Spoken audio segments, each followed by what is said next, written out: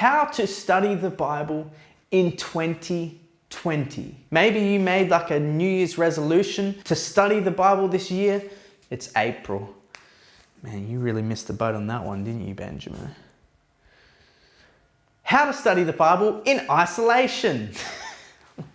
Hey guys, welcome back to the channel. I'm so glad that you're here, and today I'm going to give you my top tips on how to study the Bible. Let's just get right into it. So how do you study the Bible in 2020? How do you study the Bible when you're in isolation? You know, in all seriousness, now is the perfect time to study the Bible because a lot of the distractions that we would normally have been taken away due to quarantine. So now is the perfect time to focus on studying the Bible. So how do we do it in 2020?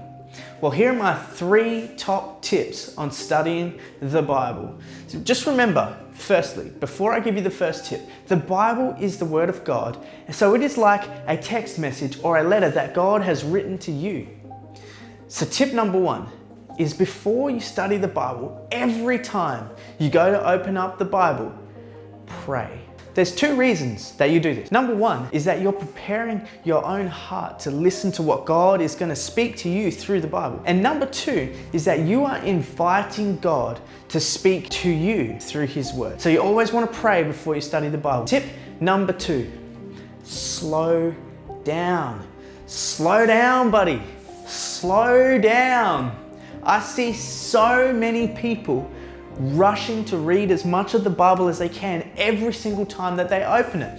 Now, it's good to read the Bible a lot, but the thing is, if you rush through it, you get less out of it. So take the Bible verse by verse. Read each verse carefully. Read each verse twice if you need to, 3 times, and try and understand what God is trying to teach you through each verse before you move on to the next one. And this is something that people who are new to studying the Bible often don't understand, and they want to read heaps and heaps of it. Remember, the Bible is the Word of God.